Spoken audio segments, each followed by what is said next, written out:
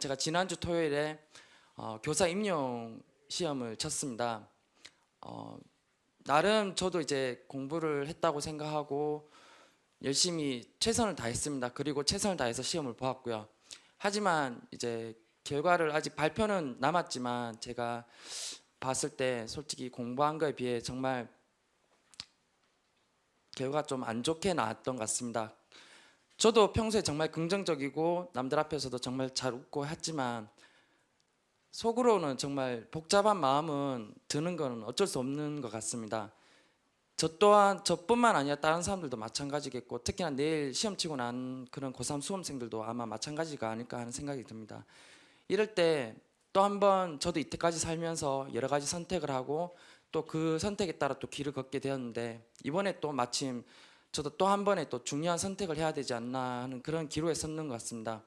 이 시점에서 저도 나름대로 마음이 복잡하고 나름대로 좀 가다듬으려고 하고 있지만 또 스님의 나름 따끔한 충고와 좋은 그런 설법을 좀 감히 이렇게 청하도록 좀 부탁드리겠습니다. 네. 청년이 아주 좋은 질문을 해주셨어요.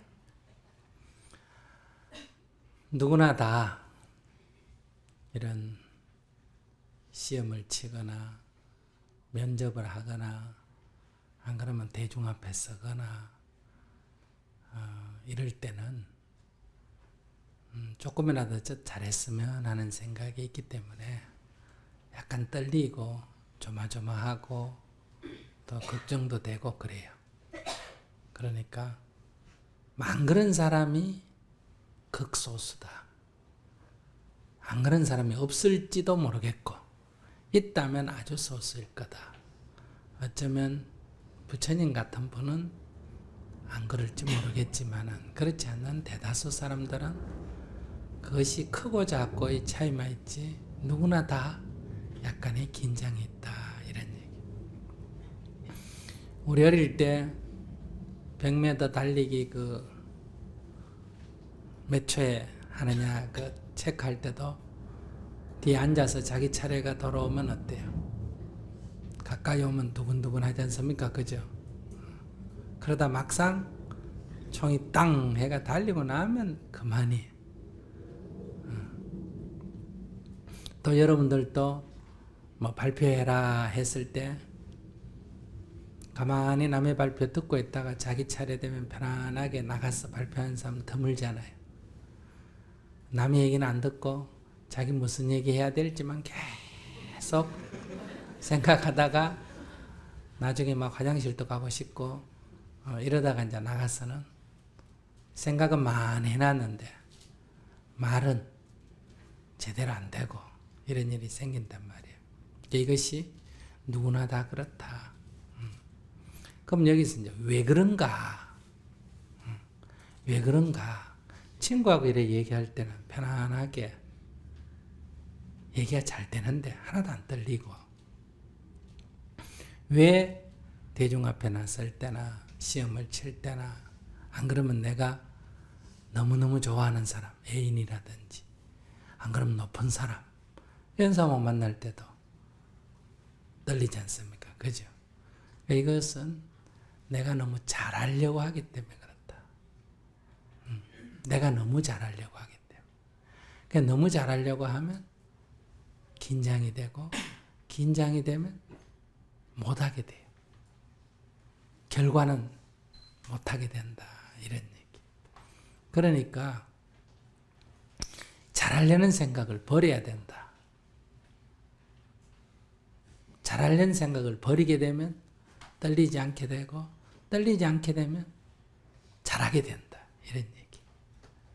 그래서 이제 잘하려고 하면 결과는 못하게 되고 그러니까 잘못 나오고 이제 잘하려는 생각을 좀 내려놓으면 어때요? 결과는 잘 나온다. 이런 얘기.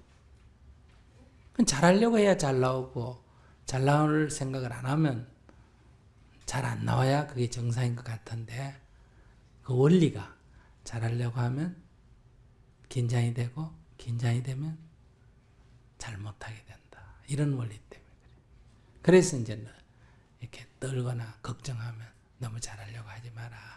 그냥 편안하게 그냥 네 실력대로 네 생긴 대로 그렇게 해라. 이런 얘기 하는데 우리 잘하려고 하는 이게 잘 안 놓여집니다. 항상 우리는 남에게 잘 보이려고 그러고 이제 자기 능력보다 어쨌든 평가를 잘 받으려고 그래요. 이게 우리가 오랜 습관화되어 있다. 까르마다 이거예요. 근데 이제 실제로 우리가 이렇게 한번 현상을 한번 관찰해 봅시다. 내가 혼자서 긴장 안 하고도 만약에 100m라는 길이를 내가 한번 달려본다. 10번을 달리면 10번 다 똑같을까? 조금 빠를 때가 조금 느릴 때가 있을까? 예, 조금 빠를 때도 있고 느릴 때도 있습니다. 만약에 5km라는 거리를 내가 단축 마라톤을 한다 할 때 10번을 하면 도착 시간이 똑같을까? 빠를 때도 있고 늦을 때도 있을까? 매번 다를 것 같습니다. 스님이 이렇게 대중하고 법문을 할 때도 다 좋다 하지만은 그래도 그 좋아할 때 어떤 날은 막 너무 감동할 때가 어떤 때는 약간 좀 덜 감동할 때가 차이가 있을까? 매번 같을까? 예, 차이가 있을 것 같습니다. 그러면 가수가 노래를 불러도 대중이 호응하는 게 늘 같을까? 더 열광할 때도 있고 덜 할 때도 있을까? 예, 매번 다를 것 같습니다. 그게 자연스러움이다. 자연스러움. 봄날이라고 해서 온도가 늘 그 정도로 따뜻할까? 봄날인데도 여름같이 더울 때가 있고 봄날인데도 겨울같이 추울 때도 있나? 네, 그것도 해마다 다릅니다. 그렇기 때문에 이게 자연스러워. 그러니까 내가 가진 실력이 항상 최선으로 나타나는 거 아니에요. 내가 가진 실력을 가지고 테스트를 해보면 어떤 때는 조금 높게 나오고 어떤 때는 조금 낮게 나오고 이래요. 긴장을 안 하고 그냥 일상적으로 해도 그래요. 이게 자연스러움이에요. 근데 긴장을 하면 어떠냐? 실력보다 조금 더 못 나와요.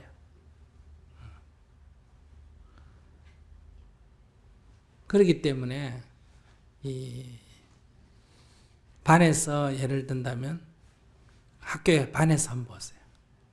아예 탁월하게 성적이 뛰어난 학생은 조금 못 나오나 조금 잘 나오나 그 약간씩 이렇게 기복이 있는데 그 탁월하게 잘해버리면 2등 하는 아이도 조금 달라고 조금 못 나오고 이랬을 때 그 1등 하는 아이가 조금 못 나왔을 때하고 2등 하는 아이가 조금 잘했을 때도 보다도 더 높으면 1등이 계속 갑니다. 무슨 말인지 아시겠어요? 근데 두 사람이 실력 차이가 아주 작으면 2등 아이도 가끔 잘 나올 때가 있고 1등 하는 아이도 가끔 못 나올 때가 있죠. 그러면 이게 등수가 어때요? 한 3, 4회마다 한 번씩은 어때요? 시험 칠 때 다른 사람으로 교체되기도 한다. 여기 야구나 축구 할 때도 보면 늘 1등하는 1등하고 꼴찌하는 꼴찌하고 이렇게 안 되죠. 그죠? 1등하고 꼴찌하고 시합을 했는데도 꼴찌가 이길 때가 있어요? 없어요? 있죠. 이것이 자연스러운 현상입니다. 그러니까 내가 오늘 시험을 치러 갔을 때 내가 오늘 무슨 특별히 재수가 나빠서 그런 게 아니고 그것이 생각보다 조금 잘 나올 때도 있고 조금 못 나올 때도 있어요. 그게 자연스럽다. 특별히 무슨 일이 있어 그런 거 아니다. 그러면 나하고 다른 사람하고 실력 자체가 원래 이렇게 차이가 날 때는 이 사람이 되고 내가 안 되지만은 실력이 약간 차이가 날 때는 못한 사람이 될 수도 있다. 이런 얘기예요. 왜? 이 사람이 조금 잘하고 잘하는 사람이 조금 못할 때 이게 엇갈릴 수가 있기 때문에.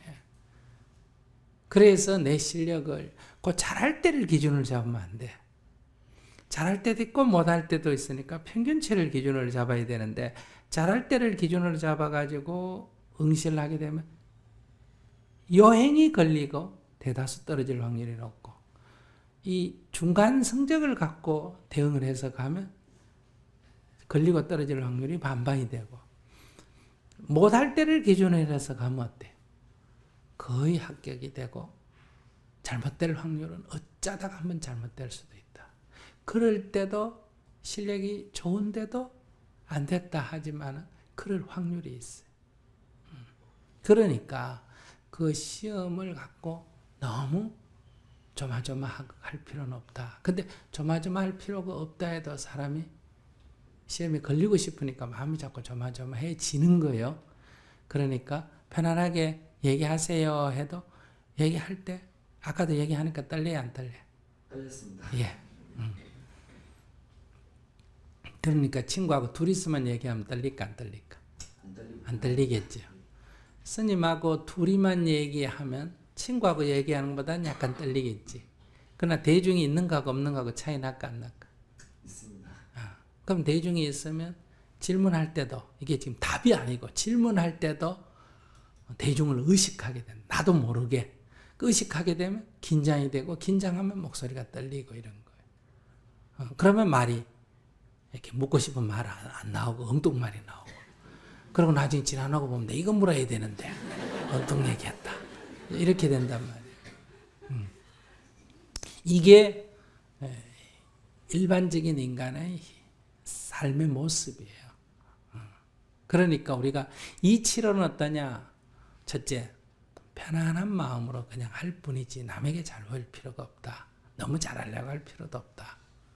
일부러 못할 것도 없지만 그냥 내 아는 만큼 내 생각만큼 한다. 그러면 결과는 오히려 잘 된다. 이렇게 볼 수 있고, 그렇다 하더라도 항상 똑같은 게 아니고 항상 조금씩 기복이 있다. 그것이 모든 자연 현상이다. 그렇기 때문에 생각보다 안 될 것 같은데 될 때도 있고, 될 것 같은데 안 될 때도 있고 하는 이런 현상이 생겨난다. 그런 현상이 생겨날 때 그것을 특별히 어떤 요행으로 누군가가 돌봐줬어. 뭐 때문에 재수가 없었어. 꿈을 잘못 꿨어. 꿈을 잘 꿨어. 이런 거는 아니다. 그러나 사람은 그걸 이해 못하니까 자꾸 뭐하고 연결을 하게 되는 거야. 그래서 우리 아들 대학에 시험 걸리게 해주세요. 나 오늘 점수 잘 받게 해주세요. 자꾸 이렇게 생각하면 오히려 긴장이 되기 때문에 더 잘못 나올 수도 있다. 이런 얘기예요. 그러니까 거저 부처님께 제가 그동안에 열심히 공부한다고 했습니다. 많이도 말고 적기도 말고 그저 내 공부한 만큼 편안하게 시험을 칠 수 있도록 그렇게 해 주십시오. 오히려 이런 마음을 갖고 가는 게 오히려 낫다. 이게. 그러니까 마음의 안정이 중요한 거예요. 그러니까 이제 시험 쳤는데 이미 걸리고 떨어졌는 거는 결정됐을까 안 됐을까? 아직은 뭐 기다려봐야 되겠습니다. 아니 내가 모르지만은 이미 결정이 됐을까 안 됐을까? 됐습니다. 이미 결정이 됐겠죠. 다 성적을 계산 안 해도 시험 딱 끝나면 이미 결정이 됐을까 안 됐을까? 결정이 됐어요. 왜냐하면 그 친구 갖고 이제 점수만 안 매겼지. 이미 점수는 다 나와 있을 거 아니에요. 그죠? 그러니까 이미 결정이 됐기 때문에 지금 내가 모를 뿐이다. 그러니까 이미 내가 떨어졌을 수도 있는데 막연히 기대한다 해도 떨어졌는 걸 갖고 괜히 기대하는 거, 이걸 뭐라 그래? 차간 데에 손들기 아니야. 그죠?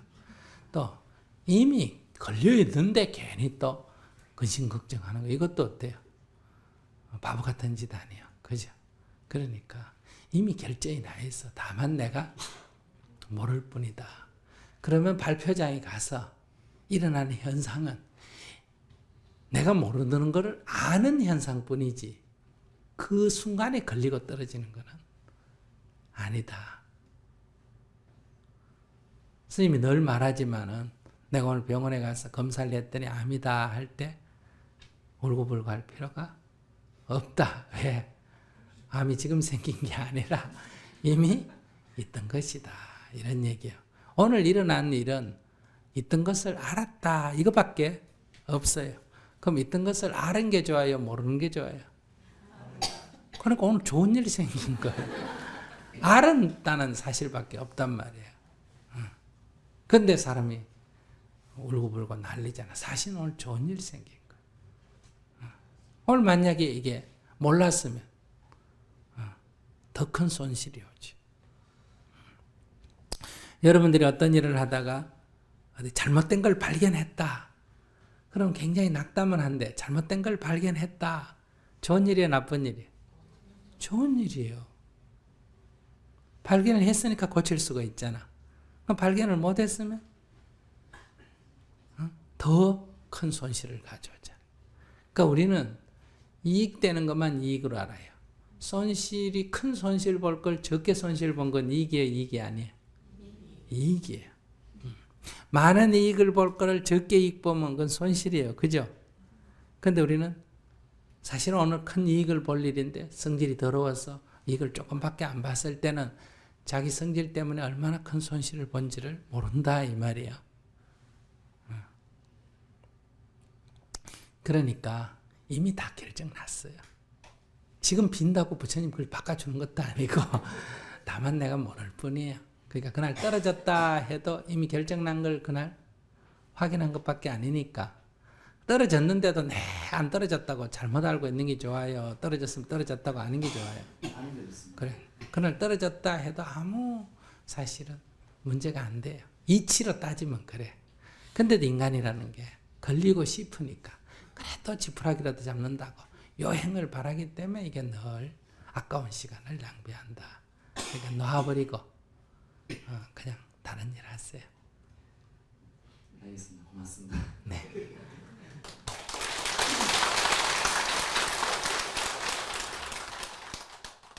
저는 20대 후반의 무직자입니다. 저는 2년 전부터 시험을 준비했고 며칠 전에는 시험을 친 후 이제 시험은 결과를 기다리고 있습니다. 그런데 시험이 한 달 남짓 남았을 때 나온 시험 공고에서 시험으로 선발하는 인원이 지난해에 비해서 엄청나게 축소가 되어서 소위 시험에 통과하기란 낙타가 바늘구멍에 들어가는 것 같이 어렵게 되어버렸습니다. 그래서 시험을 눈앞에 둔 상황에서 그때 시험 공고를 봤을 때는 처음에는 실망도 되게 많이 했고 분별도 났었지만 지금까지 준비해왔던 시간들이 되게 아쉬웠고 시험이란 게 원래 그래 왔던 거고 나는 또 그 바늘구멍을 꼭 뚫고 들어가리라고 위로도 또 하면서 시험 준비를 계속 했습니다. 근데 시험 당일날 시험장에 와서 본 주변에 저와 같은 수험생들을 보니까 갑자기 들은 생각이 저들이 내 적인 줄 알았는데 맨 처음에 알고 보니까 또 그들도 고민과 좌절 그리고 시험 합격이라는 한 줄기 희망에 한 해를 보냈던 또 다른 나라는 걸 알게 되니까 참 안타깝고 좀 마음이 쓰라렸습니다. 시험을 치고 나서 시험 끝난 후엔 좀 지쳤다고 해야 될까요? 이런 비유는 적절할지 모르겠습니다만은 치열하게 돌아가던 배터리가 방전이 되었다고 하는 표현이 좀 맞을 것 같습니다. 시험이 끝나고 나니까 예전과 달리 지금은 매사에 의욕이 없어지면서 모든 것이 마냥 귀찮고 우울하고 또 화가 납니다. 그런 상황에서 제 모습을 돌아보니까 지금까지 제가 시험 준비를 한 이유가 취업을 통해서 나와 다른 사람 모두 행복해지기를 바란 것이었는데 사실 취업을 위한 시험이란 방식 자체가 나와 또 다른 사람 모두의 행복을 앗아가는 괴물이 아니었나라는 생각도 들고 우리에게 나쁜 것임에도 이 또 시험이란 자체가요 우리에게 나쁜 것임에도 불구하고 내가 그 괴물의 본 모습을 그동안 외면하면서 살아온 게 아니었나 하는 자괴감도 많이 들었습니다. 하지만 지금 저는 분노와 좌절 그리고 자괴감이 뒤섞여서 어떻게 보면 쓸모있는 사람이 되기는커녕 제 자신도 갈피를 못 잡는 이런 사람이 된 게 아닌가 하는 생각이 듭니다. 스님의 좋은 가르침 좀 부탁드립니다. 몇 살이에요? 네, 지금 27살입니다. 그러면 한해 늦게 태어났다고 생각하고 그것도 세상에 요새 실업자도 많잖아, 그죠? 근데 붙어가 같이 경쟁해가지고 남 밟고 올라가려고 하지 말고 한 해 늦게 되었다고 생각하고 복 좀 지으면 어떤 거? 복을 좀 지어야 되겠다. 알았어요? 복을 좀 지어야 되겠다. 이렇게 생각을 해서 저기 100일 출가를 한번 해보세요. 100일 출가? 100일 출가 들어봤어요? 예, 들어봤습니다. 깨담장을 했었어요? 안 땡겨봤습니다. 깨달음장을 얼른 댕겨 와야지.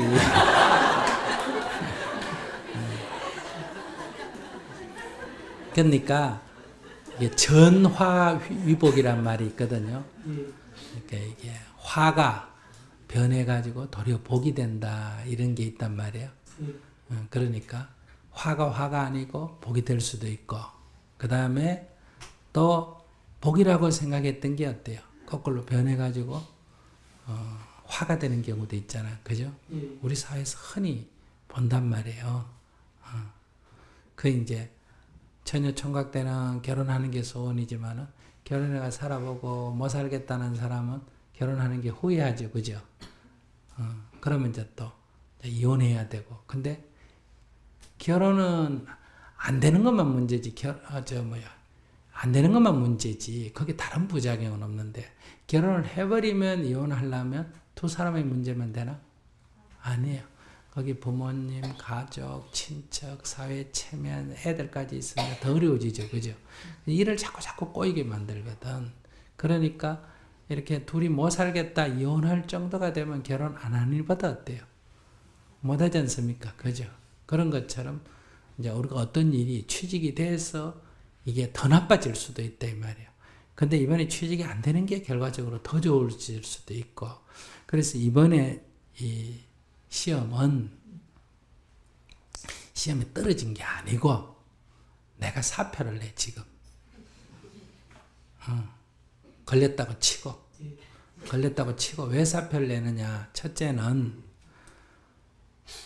우리가 아까도 학생이 얘기했지만 남의 고통에 쌓는 나의 행복 아니야, 그죠? 누군가를 떨어뜨리고 내가 올라가서 기분 좋아하는 거 아니야.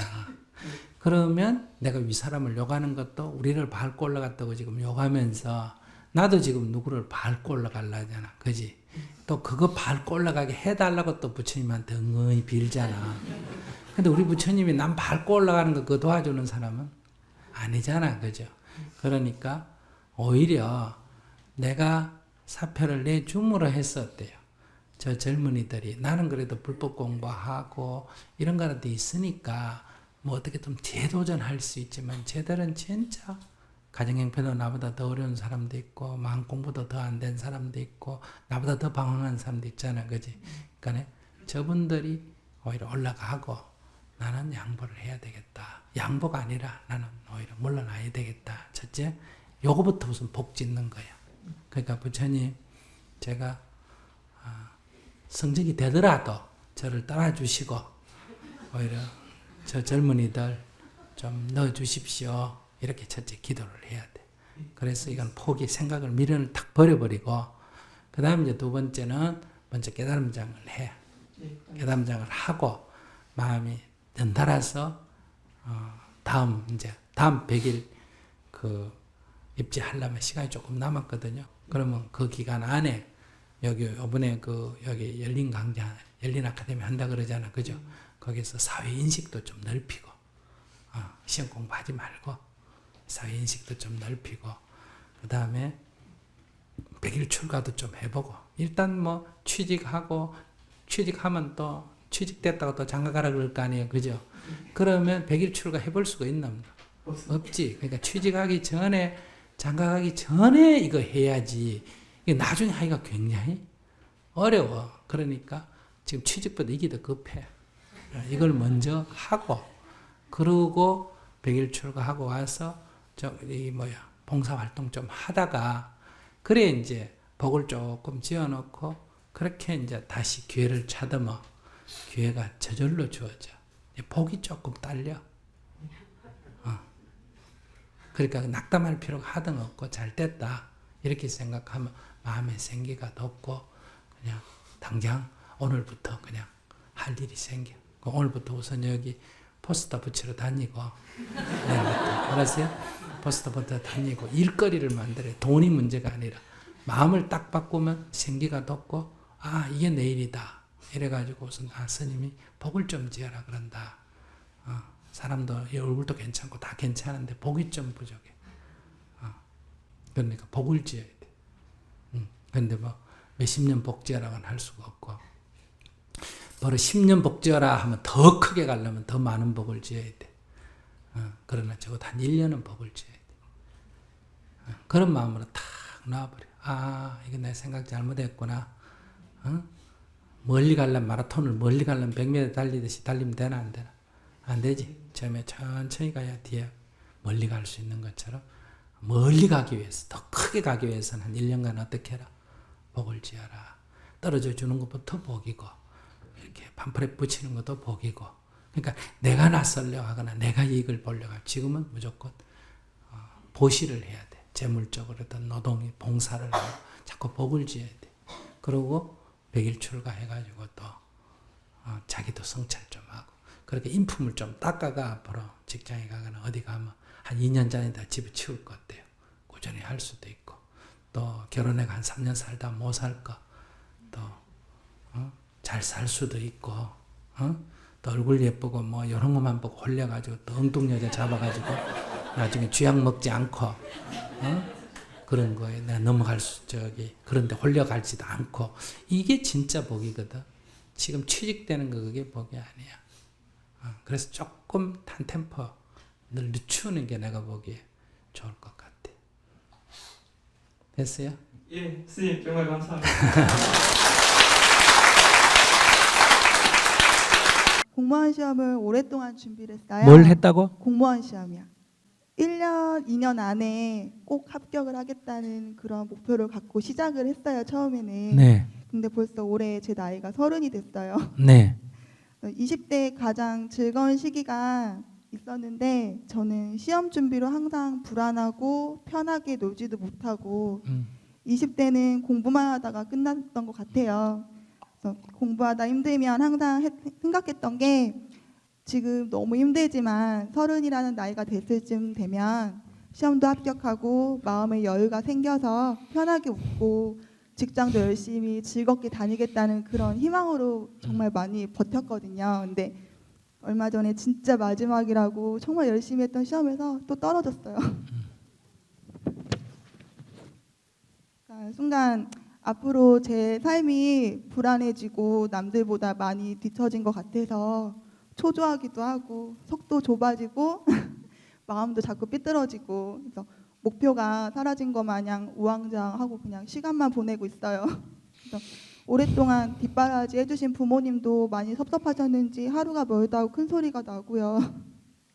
그래서 다시 공부를 해야 할지 그만두고 직장을 잡아야 될지도 고민이 많고 갈피를 계속 잡지를 못하고 있어요, 제가. 그래서 저에게 따끔한 충고와 격려를 한마디 부탁드립니다. 따끔한 충고하면 또 가슴에 또 상처가 돼가지고 원수 되려고. 오늘 아침 내 신문을 봤거든요. 근데 삼성에서 5,500명 직원을 뽑는데 9만 몇천 명, 그 10만 명 가까이 응시를 했다는 거예요. 그래서 이 입시하고 갔다는 거예요. 그러면 한마디로 말하면 20대 1 아닙니까? 그죠? 그럼 걸린 사람 많아요? 떨어진 사람 많아요? 떨어진 사람이 더 많아요. 그럼 떨어진 사람, 이건 전생에 죄가 많아 떨어졌을까? 하나님 미워해서 떨어졌을까? 시험에 사주에 너는 시험 치면 떨어진다라고 떨어지는 사주팔자를 타고 나서 떨어졌을까? 그래도 떨어지면 다 사주 보러 가잖아. 또 전생 타령하잖아. 저 전생이 어땠냐 또 묻고, 또 하나님을 안 믿어서 그러나 누군 뭐 하나님 믿어 걸렸다더라 또 이렇게 얘기하잖아. 근데 10만 명이 응시해서 5천 명 뽑는데 10만 명이 응시를 하면 10만 명이 다 교회 가가지고 통성 기도를 해도 9만 5천 명은 떨어지게 돼 있어요? 안 떨어지게 돼 있어요? 10만 명이 전부 저 대구 갓바위를 가거나 어디 가가지고 3,000배를 해도 9만 5천 명은 떨어지게 돼 있어. 10만 명이 용한 사주제이한테 가서 물어가 방설을 비방을 다 써도 얼마나 떨어진다? 9만 5천 명은 떨어져. 10만 명이 아무것도 안 하고 탱탱 놀아도 5천 명은 걸리게 돼 있어. 맞아요? 네. 이거는 전생도 아니고 하느님도 아니고 사주도 아니고 공부를 열심히 한다고 되는 것도 아니고 논다고 안 되는 것도 아니고 결국은 응시한 10만 명 중에 5천 명이 되는 거란 말이에요. 그러면 내 실력이 그 5천 명이 되는 수준에 들어갈 사람이 가능성이 있는 사람이 응시를 하면 그러니까 5천 명까지 딱 5천 명 안에는 못 들어가 한 10,000명 안에는 가능성이 있어요. 왜 그날 시험 칠 때 조금 운 좋게 잘 친 사람도 있고 조금 못 친 사람도 있잖아, 그죠? 그러니까 한 3,000등 할 수 있는 사람이 떨어질 수도 있고 한 6,000등 하는 사람이 걸릴 수도 있지만은 그러나 평균적으로 보면 한 5,000등 안에 들어간 사람이 걸리고 밑에 간 사람 떨어지고 끝부분에는 한 1,000등 사이에는 조금 차이가 있고 그래요. 왜냐하면 골프 선수든 테니스 선수든 그 성적을 어때요? 세계 1위 쭉 해가 매기놓으면 1위가 맨날 1등 합니까? 아니죠. 20위가 1등 할 때도 있고 5위가 1등 할 때도 있고 그러지만은 누가 1위를 할 확률은 없습니까? 1위에 있는 애가 1등 할 확률이 높지 계속 그런 거는 아니에요. 그래서 어느 정도 실력이 되는 다시 말해 50위 안에 들어간 사람 중에 1등 하는 사람이 우승하는 사람이 나오지 무슨 100위에 있는 사람이 우승하는 사람이 나온다 이런 건 없어요. 거의 그런 거 보면 20위 정도 안에 들어가 있어야 운이 좋든 나쁘든 1등 할 가능성이 있지 저 50위 있는 사람이 올라가서 1등 우승하고 이런 경우는 없다 이 말이에요. 그러니까 공무원 시험이라는 게 그것도 삼성 이것만큼은 아니지만 요즘 응시하는 사람이 많아요 안 많아요? 많아요. 몇 번 해봤어요? 한 5년 정도 했어요. 5년 정도 했으면 자기가 그 시험에는 안 된다 하는 게 이제 증명된 거 아닐까? 재수가 없어도 5년 내리 재수는 없을 수는 없잖아. 하나님 미워해도 5년 내리 미워할 수는 없는 거고, 그지? 근데 자기가 5년 동안에 정말 아무것도 안 하고 놀지도 안 하고 밥만 먹고 똥만 싸고는 집중을 해가지고 원하기는 했지만 그렇게 공부했나? 딴 일 이것저것 또 친구 어머 만나고 볼일 봐가면서 했나? 열심히는 안 한 것 같아요. 그래. 그러니까 자기는 두 가지예요. 죽으라고 열심히 했는데도 안 되면 적성에 안 맞는 거고 실력이 없는 건 아니고 뭐가 안 맞는다? 적성에 안 맞는 거야. 무슨 말인지 아시겠어요? 사람은 다 나름대로 머리가 있거든요. 음악에 머리 있는 사람, 미술에 머리가 있는 사람, 뭐 공부에 머리가 있는 사람, 수학에 머리가 있는 사람, 머리가 다 있는데 자기는 사람이 실력이 안 된다기보다 그 부분에 적성이 안 맞으니까 실력이 안 나타난다 이렇게 말할 수 있어요. 나보고 연습 열심히 한다고 내가 가수 될까 안 될까? 이 목소리 가지고 될까? 안 돼요. 악보도 볼 줄 모르는데. 그러니까 연습을 해서 될 게 있고 연습을 해서 안 될 게 있다는 거예요. 무슨 말인지 아시겠어요? 그럼 또 다른데 또 하면 또 그 재능이 나는 거예요. 이 사람 미술은 못 그리는데 음악은 잘한다든지 음악은 못하는데 달리긴 잘한다든지 이런 게 있단 말이에요. 요즘 애들 그 뭐 골프 치는 사람들 밥 먹고 하는 일이 뭐야? 공을 요래 똘 해가 조그마한 구멍에 집어넣는 거 그거밖에 안 하잖아.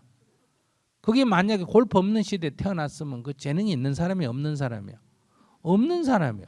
야구라는 게 맨날 공 오면 때리는 가잖아. 우리 어릴 때 솔방울 때려가지고 멀리 보내기 많이 했는데 그러니까 그런 거 없었으면 그 사람 이런 시대 그런 거 없는 시대에서는 재능이 전혀 안 나타나.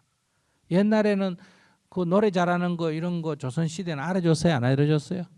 안 알아줬지. 그 광대밖에 못해. 그래서 자기는 거기 재능이 안 맞다 이 말이야. 근데 항상 보면 1점, 2점 이렇게 자꾸 떨어지니까 저도 그렇고 부모님도 그렇고 자꾸 미련이 자꾸 생기시는 거예요. 그래요. 그래도 50점 떨어지는 것보다 기분이 좀 낫잖아.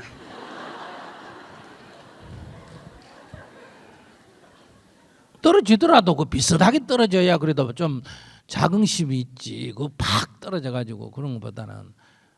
그래서 그게 점수를 더 받은 게 좋은 면도 있지만은 떨어지려면 팍 떨어져 버렸으면 미련이라도 끊어질 텐데. 그러니까 거기에 연년회가 이렇게 시간을 낭비해서 그것도 좋은 게 점수 잘 나온다고 좋은 게 아니잖아. 나오려면 왕창 좋든지. 아시겠어요? 노름판에 가도 끝발이 아예 나쁘면 빨리 손 떼고 오는데 끝발이 어중간해가 돈을 다 잃는 거예요. 가끔 따기도 하고 읽기도 하고 이러니까 미련이 생기지. 판판이 안 되면 어떤다? 빨리 털고 나와. 그래서 인생이 항상 그 어중간한 거 조심해야 돼. 그걸 미리 알아야지. 법문을 미리 들었으면 어중간한 게 이게 제일 쥐약이다. 이걸 금방 알았어야지. 그러니까 여기서 이제는 끊어. 알았죠? 네. 공무원 안 하고도 여기 공무원 한번 손 들어봐요. 몇 명 되는가? 이 다 공무원 안 하고도 살잖아. 공무원 하면 이 시간에 법문 들어도 못 와. 연연해 하지 말고 공무원에 연연하면 자기 어떻게 되냐면 앞으로 공무원에 대해서 늘 열등감을 느껴. 무슨 말인지 아시겠어요? 저건 적성에 안 맞는다고 탁 놔버려야 돼. 미련을 갖지 말고. 그리고 부모님께 그 뭐 공무원 안 됐다고 미안할 거 없어. 그러니까 공무원 되면 꼭 좋냐? 그것도 또 몰라. 죽으라고 내가 가보니까 안 좋을 수도 있어. 난 저런 거 볼 때마다 천당이나 극락에 여러분들 죽으라고 가려는데 가서 안 좋으면 어떨지 모르겠어. 안 가보니까 여기서는 모르잖아. 왜 그러냐면 미국 좋다고 다 미국 갔는데 제가 지난 25개 도시에 미국 강연을 했거든요. 거기도 다 이렇게 힘든다고 얘기할까 안 할까?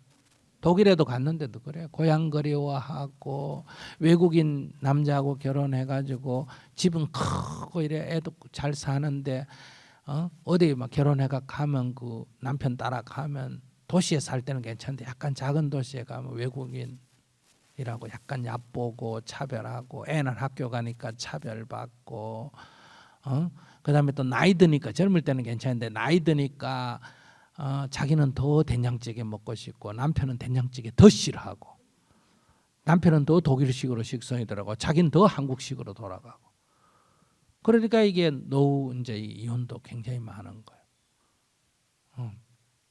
그래 한국 그리워하고 한국 떠날 때는 여기 못 살아가 떠났는데 그래서 그때 한때 잘 살았는데 요즘 돌아와 보니까 지보다 못난 애들이 다 지금보다 잘 살고 있고 그래서 이 다 지금 힘들어 하거든요. 여기서 생각하면 미국 가는 건 잘해야 미국 가잖아 우리 친구 중에도. 그러니까 지금 좋은 게 좋은 것도 아니고 거기 갔다고 반드시 좋은 것도 아니야. 그러니까 그 말은 앞으로 10년, 20년, 30년 지나보면 자기가 공무원 된 게 꼭 좋다고 할 수도 없고 무슨 말인지 아시겠어요? 네. 그러니까 거기엔 더 이상 연연하지 마. 그냥 한번 해봤다. 나도 한번 해봤다. 아슬아슬하게 될 때까지도 가봤다. 아시겠어요? 네. 그 정도로 만족을 하고 여기는 내 적성에 안 맞다. 이렇게 정리를 이제는 할 때가 됐다. 이게 시간이 더 지나면 이제 뭐가 되냐? 고시나 이런 게 전부 중독성이 됩니다. 중독성이 되면 어떻게 되냐면 현상이 항상 떨어지면 아쉽게 떨어진 것 같고 이 중독성 현상에 자기가 1점 차이로 떨어졌다니까 그런 거예요. 항상 아쉬워서 한 번만 더 하면 될 것 같아요. 그러고 이번에는 진짜 죽기 살기를 할 것 같고 근데 막상 시작에 한 달쯤 지나면 집중이 잘 안 돼요. 영화도 가고 싶고 남자도 만나고 싶고 친구도 만나고 싶고 이러면 안 되는데 하면서 계속 집중이 안 되고 시간이 되다가 또 끝부분에 가서 한 달간 바짝 해가 또 시험 치면 이번에만 하면 딱 그만둔다는데 꼭 그게 어때요? 1, 2점 차로 떨어져 가지고 항상 그 사법고시 같은 뭐는 걸리고 1차는 걸리고 2차에 떨어지고 2차까지 걸렸는데 3차에 떨어지고 요게 이제 중독성의 시작이에요. 그럼 이게 반복되는 거예요. 그래서 나중에는 이제 나이 40 넘어가면 어때요? 이제 안 할 수도 없고 그래가지고 이제 시험 치는 게 뭐가 된다? 직업화된다. 이게 중독성이 고시 공부가 제일 심했고 요즘은 공무원, 그다음에 뭐 교사, 임용고시, 그다음에 요즘 유학도 이런 증상이 있어. 외국에 가서 내가 쭉 해보면 유학을 와가 박사를 갔는데 집중이 안 되고 그래서 유학이 3년이 끝난다 했다고 5년이 끝난다 했다가 그만두기는 아깝고 7년 되고 그래 10년 되고 이래가지고 그냥 유학생인지 직업인인지 분간이 안 되는. 그러니까 이제 아르바이트를 하니까 아르바이트가 반직업이고 이렇게 해서 오도 못하고 가도 못하고 이런 사람이 전 세계에 부모는 다 똑똑해가 독일 유학 갔다 미국 유학 갔다 다 하는데 자식은 거의 정신질환이던 상태에서 이럴 때 스님이 필요한 거예요. 내가 얘기 들어보고 야 유학 그만둬. 박사학위 과정까지 다 논문만 쓰면 되는데요. 이만 안 돼. 관두고 들어가. 이렇게 내가 중독성 환자를 담배 끊게 해주듯이 해준 사람 많아요. 그러니까 요 정도는 아직 중독은 아닌데 요거만 원래만 넘어가면 자기 이제 완전 중독성 환자가 돼. 그러니까 아무 미련 없이 딱 그만두고 그냥 아무 직장이라 가볍게 구해요. 직장은 일 많이 하고 월급 작게 받는 직장이 좋다는 거 알아요? 모르지? 왜 좋냐? 첫째, 구하기가 쉬워요, 안 쉬워요? 쉽지. 두 번째, 직장에 다닐 때 큰 소리 치고 다닐 수 있어요, 없어요? 내가 쫓겨날까 봐 눈치 봐야 돼요. 사자에 내 나갈까 봐 눈치 봐야 돼요. 어느 쪽이에요? 사자에 내 나갈까 봐 눈치 보는 거예요. 그래서 뭐 이런 법문이 있으면 좀 다녀오겠습니다 하고 와버려도 어떻게 못해. 왜 그 돈 주고 저런 사람 못 구하니까.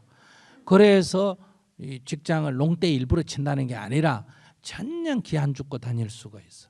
그 다음에 그만두더라도 그만한 직장은 딴 데도 얼마든지 구할 수가 있어서 직장이 계속 연결이 돼. 쉬는 적이 없어. 아시겠어요? 그 다음에 갈수록 향상이 돼. 왜냐하면 그 직장에서 나갈까 싶어 돈을 올려주든지 안 그러면 내가 이 직장이 있으면서 다른 직장으로 조금씩 옮겨가야지인데 첫 번째 딱 높은 데 올라가면 어떠냐. 첫째 구하기 어렵고 두 번째 다닐 때 내가 기가 꺾여. 쫓아내면 어떨까. 항상 이렇게 전전긍긍하고 업무 과정으로 살아야 돼. 능력은 안 되는데 요구는 많아서. 그 다음에 거기서 만약에 쫓겨나게 되면 어떠냐. 나오게 되면 어떠냐. 다시는 직장 못 구해. 그만한 직장을 늘 기준을 거기에 두고 있기 때문에. 그래서 그게 불행을 자초하는 거야. 무슨 말인지 아시겠죠? 그러니까 직장 내일이라도 아무거나 쉽게 딱 구해가 다니면서 옮겨가야 돼.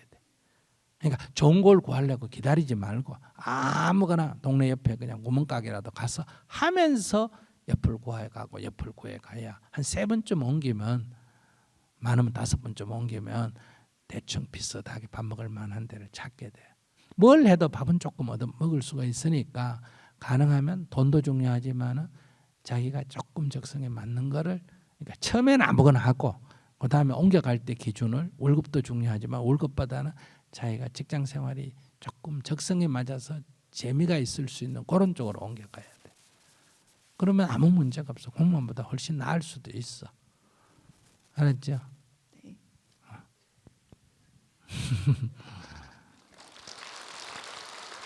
제가 욕망에 휘둘려서 살다가 보니까 하고 싶은 말을 못 이뤄서 제가 이제 욕망을 통제하면서 살려고 하다 보니까 욕망을 미워하게 되더라고요.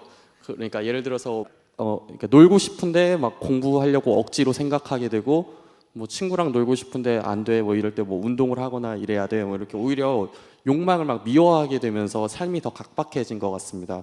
그래서 과연 이렇게 욕망을 미워해도 되는 건지 아니면은 뭐 다르게 살아야 되는 건지 궁금해서 질문을 하게 됐습니다. 좀 구체적이죠. 못하다. 그러니까 쉽게 얘기하면 놀고 싶은데 그걸 억제하고 공부하니까 힘든다 이 얘기야. 힘들기보다 그 욕망들을 막 미워하게 돼. 관념을 미워한다는 게 좀 놀고 싶은 마음을 미워하게 된다. 예. 놀고 싶으면 그냥 놀면 돼요. 그러다 보면 제가 하고 싶은 말을 못 이뤄서 하고 싶은 게 뭔데요? 공부요. 공부. 예. 되게 똑똑해지고 싶습니다. 그러면 공부를 놀기 삼아 하면 되잖아요. 공부를 놀기 삼아. 그러니까 뭐 하고 놀고 싶은데요. 술 먹고 놀고 이런 경우 있잖아, 그죠? 예. 그러면 술 먹으면서 공부를 하면 되잖아요. 그럼 2개 다 할 수 있잖아. 그렇습니다. 예. 연애하고 싶다. 그러면 연애를 여자친구하고 공부로 갖고 주고받으면서 하면 되잖아요. 도서관에 주로 만나가 공부하면서 사귀고 또 술집에 가서는 또 역사 같으면 역사 얘기하면서 술 마시고 예. 이렇게 하면 공부도 하고 놀기도 하고 2개 다 할 수 있는데 맞는 말 같습니다. 예. 감사합니다. 예, 마이크 주세요. 저는 이 강의를 놀기 삼아 해요. 이렇게 재밌잖아, 그죠? 그래서 이거를 사람들이 그래요. 스님 하루에 3번, 4번 그렇게 강의를 어떻게 해요? 지난번에는 이런 대중 강의만 5번 한 적도 있었어요. 어떤 사람이 4번 꽉 제일 많이 짜져진 날, 제가 평소에 2개 내지 3개인데 그날은 4개가 짜여졌어요. 그런데 어떤 분이 해달라는 거예요. 그러니까 안 된다고 10번을 사무실에서 더 거절했는데도 막무가 안 해요. 그런데 제가 미국서 들어오니까 공항에 딱 나와가 지키고 있는 거예요. 해내라는 거예요. 우리가 대학생이 300명 모였는데 안 하면 큰일 난다는 거예요. 그래서 제가 수첩을 딱 꺼내고 보여줬어요. 안 해주려는 게 아니라 한번 봐라. 새벽부터 이렇게 잡혀 있다. 시간이 없다. 그러니 하려면 저녁 강의 끝나고 밤 10시 반이나 11시 이것밖에 시간이 없다. 그러니까 자기가 쭉 보더니 그럼 그때라도 하겠습니다. 이래가 5개가 잡힌 거예요. 그래 내가 생각할 때 밤 11시에 누가 모이겠어요. 그것도 학교에. 나이 든 사람도 아니고 젊은 사람, 학생이 300명 모여 있다는 거예요. 그래서 내가 그거 누가 모이냐니까 모인다는 거예요.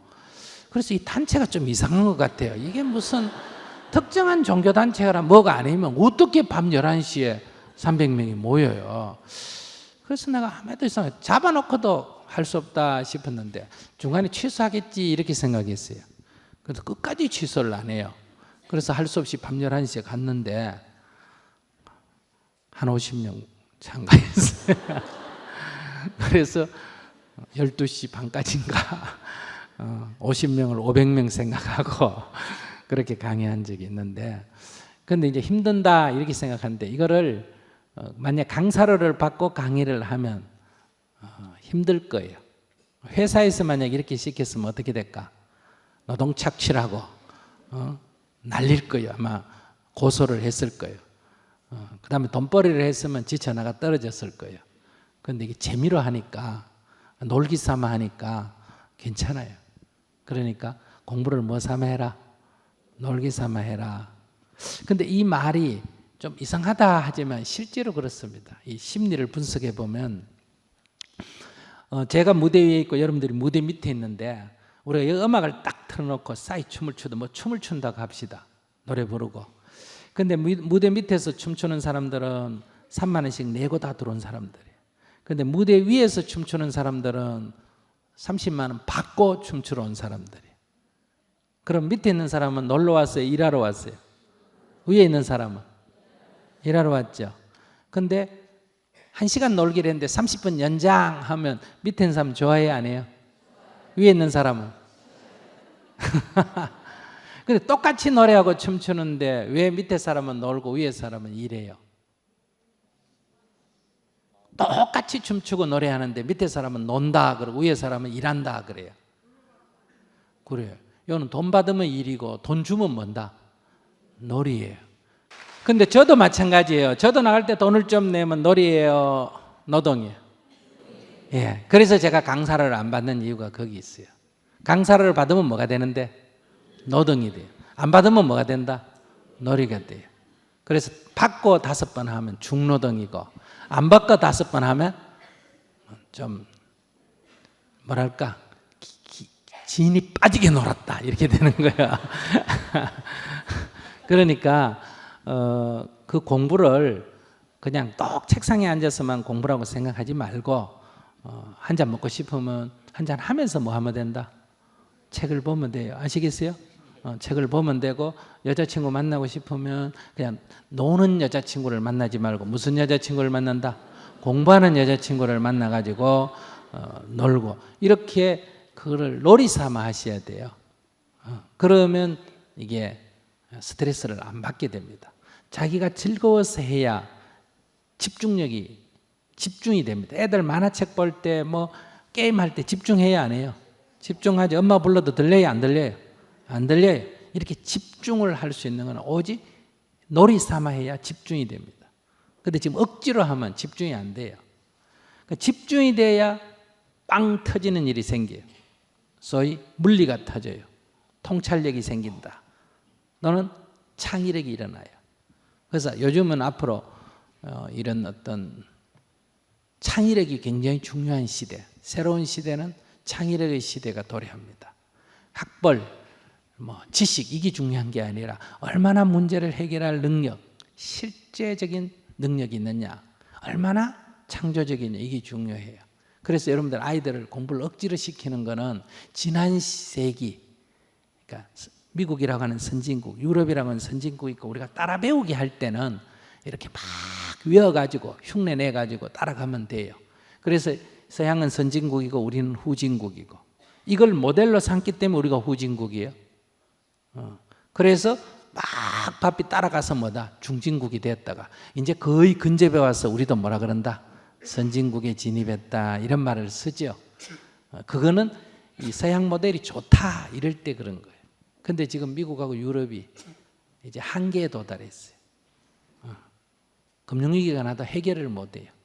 문명의 한계에 도달했다 이런 얘기예요. 그러니까 우리가 이제 모델이 없어져요.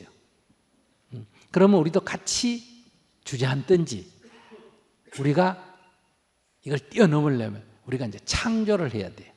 모방할 때는 10개 중에 9개가 성공하고 1개가 실패합니다.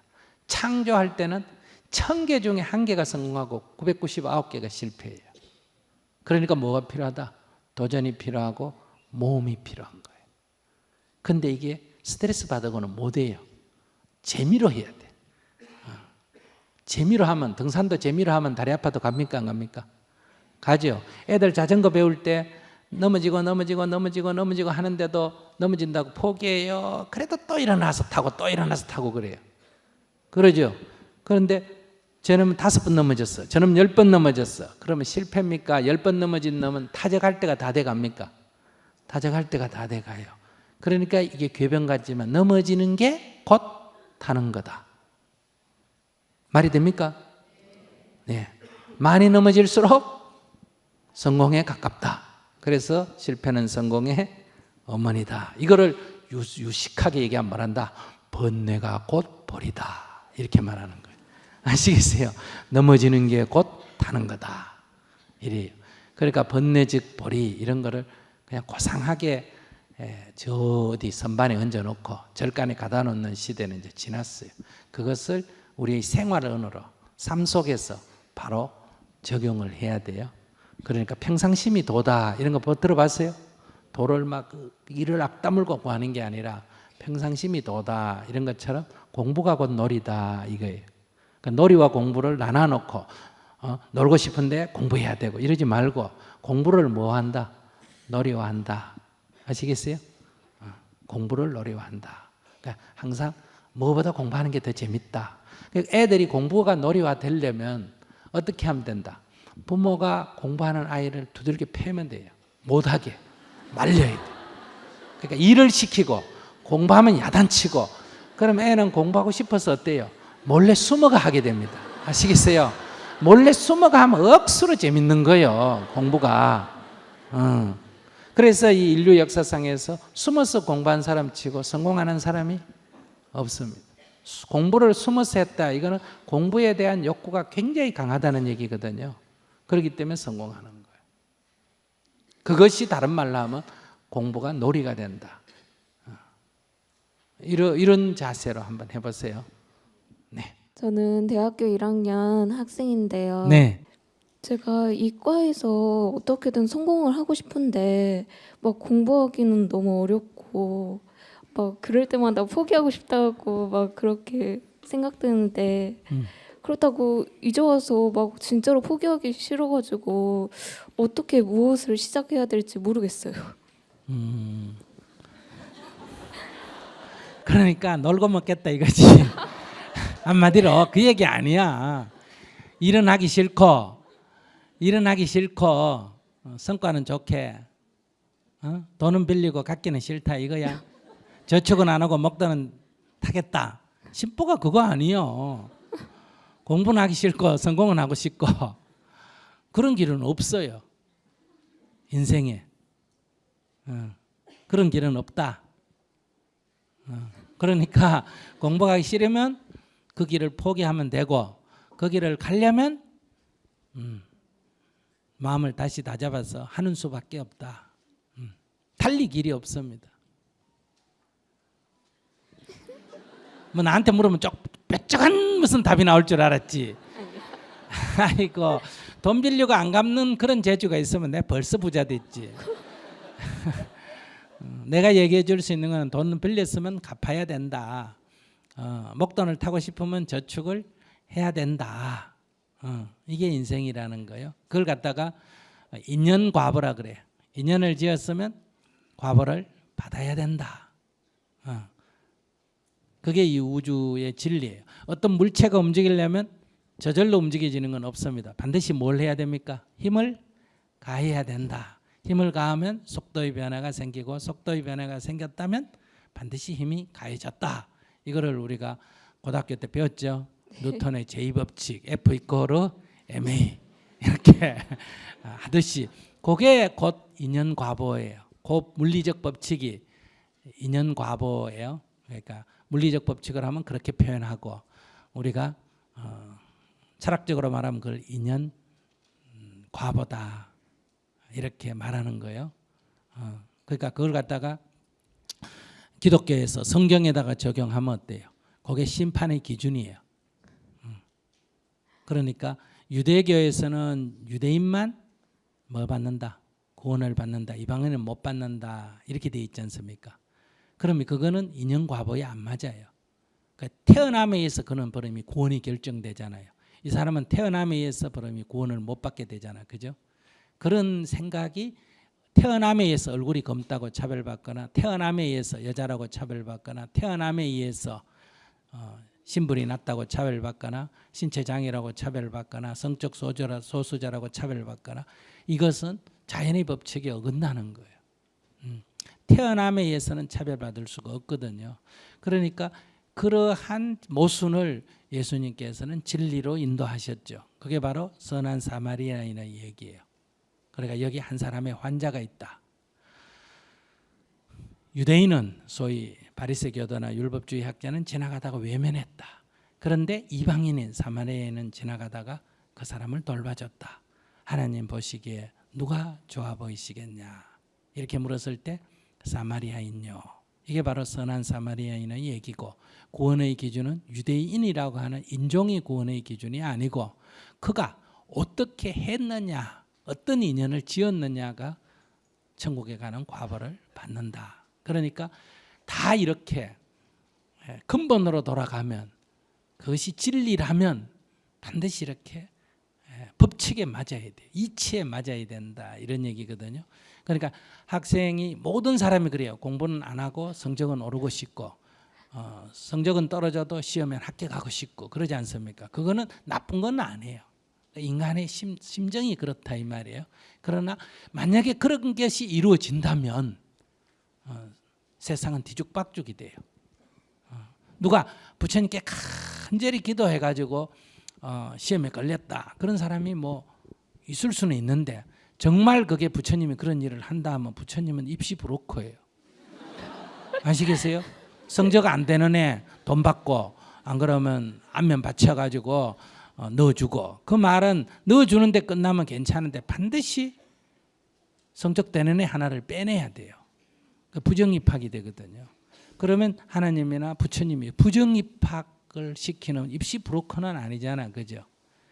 그러니까 그것은 사실은 옳지가 않다는 거예요.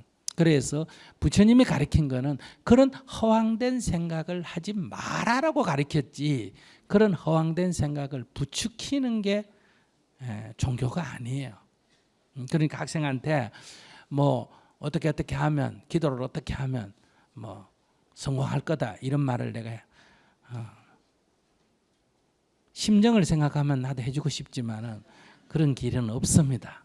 냉정하게 그런 길은 없다. 그러니까 길은 선택을 해라. 인생은 선택이에요. 선택에 따른 책임만 있습니다. 혼자 살려고 했으면 혼자 사는 선택을 했으면 거기에 따른 책임을 져야 돼요. 결혼을 했으면 그에 따른 책임을 져야 되듯이 성공을 한다는 건 뭐겠어요? 거기에 전공을 살려서 세상에 유익한 인간이 된다는 거 아니에요. 그죠? 그러려면 그 난해한 공부들을 해야 될까 안 해야 될까? 해야 되겠지. 그 운전 연습도 제대로 안 하고 운전 시험 치러 가서 그 시험관이 그래 봐줄게 이래가 봐줬다. 그러면 좋은 일이야 나쁜 일이야? 나쁜 일이죠. 그게 좋은 것 같지만 그게 쥐가 쥐약을 먹은 것과 같다. 그러니까 그게 노력 안 하고 실력 없이 그런 요행을 바라면 그게 곧 자기를 파괴하는 일이고 세상에 남을 해치는 일이에요. 그러니까 운전에 10번 떨어져도 그 운전 떨어졌다고 생각하면 안 돼요. 실력이 없으면 떨어져야 어때요? 그게 진짜 나한테 좋은 거예요. 그러니까 내가 실력이 없으면 그 분야에서 나가지 않아야 그게 나도 좋고 남에게도 좋다. 실력 안 되는 사람이 가끔 이렇게 약간 남의 거 인용해가 표절했다가 망신당하는 거 요새 보셨어요? 안 보셨어요? 유명해져가 망신당하는 사람들을 봤죠? 그러니까 자기는 어떻게 해야 된다? 그게 좀 적성에 안 맞고 취임에 안 맞으면 빨리 집어치워버려요. 아시겠죠? 거기 미련 가지면 시간만 낭비합니다. 그러고 이 분야에서 해야 되겠다 하면 어떻게 재미를 붙이세요. 재미를 억지로라도 자꾸 재밌다 생각하고 막 세포가 어떻게 되는지 뭐가 어떻게 되는지 그런 걸 궁금해하고 자꾸 이렇게 재미를 붙이면 재미가 있어져요. 그냥 아무 노력도 안 하고 재밌는 거는 술 먹고 주색 잡기라는 거 있지 않습니까? 그런 것만 노력 안 하고도 재미있고 모든 재미는 그게 익숙해야 재미가 생깁니다. 그렇기 때문에 지금 재미없지만은 조금 노력해가 거기에 대한 기초가 생기면 그 분야에 대해서 기초가 생기면 재미있어지기 시작합니다. 그네도 처음 타면 타고 싶지만은 처음 타면 무서워서 재미가 없는데 익숙해져야 재미가 있고 썰매도 그렇고 스케이트도 그렇고 다 그래요. 피아노도 그 잘 치려면 재미있게 치려면 상당히 어려운 과정을 겪어야 돼요. 근데 자기는 그 과정을 안 겪고 등산을 케이블카 타고 올라가려는 그런 심보로 지금 묻는 것 같은데 나이가 21살밖에 안 되는 젊은 사람이 벌써부터 심보를 그렇게 쓰면 끝이 안 좋아. 뒤끝이. 알았죠? 네. 그러니까 열심히 노력해서 100의 노력을 하고 성과는 그저 한 50을 받을 때 억울하다고 생각하면 안 되고 50을 받으면 50은 저축되는 거예요. 알았지? 네. 그렇게 한번 해보세요. 네, 감사합니다.